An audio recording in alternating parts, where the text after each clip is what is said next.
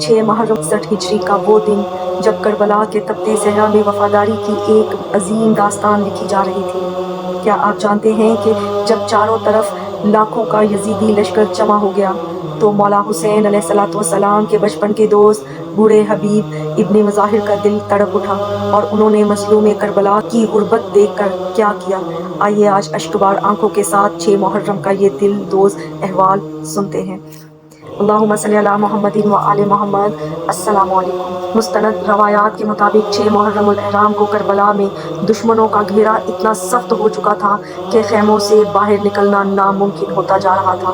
مولا حسین علیہ السلام کے بوڑھے اور باوفا صحابی جناب حبیب ابن مظاہر نے جب دیکھا ان کا آقا تنہا ہے تو ان کی غیرت تڑپ اٹھی۔ حبیب مولا حسین علیہ السلام کی بارگاہ میں حاضر ہوئے اور اجازت لے کر رات کی تاریکی میں کربلا کے پاس رہنے والے قبیلے بنی اسد کے پاس پہنچے۔ حبیب نے ان سے درد بھرے لہجے میں فرمایا، اے بنی اسد، میں تمہارے پاس ایک ایسی خیر خواہی لے کر آیا ہوں جو دنیا اور آخرت میں تمہارا سر بلند کر دے گی۔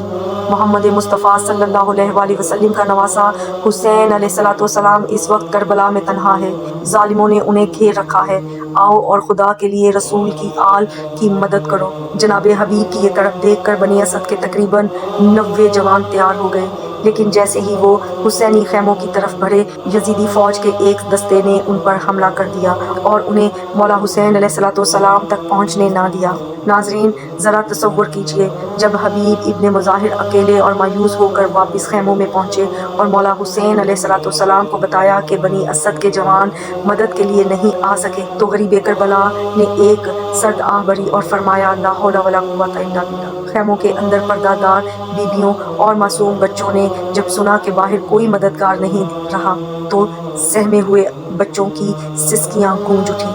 6 محرم کی وہ رات آل رسول صلی اللہ علیہ وآلہ وسلم پر ایک ایسی قیامت تھی جہاں تنہائی اور بے کسی اپنے عروج پر تھی۔ ناظرین، 6 محرم کا یہ دن ہمیں جناب حبیب ابن مظاہر کی اس تڑپ کی یاد دلاتا ہے جو وہ اپنے مولا کے لیے رکھتے تھے۔ اللہم صلی علی محمد و آل محمد۔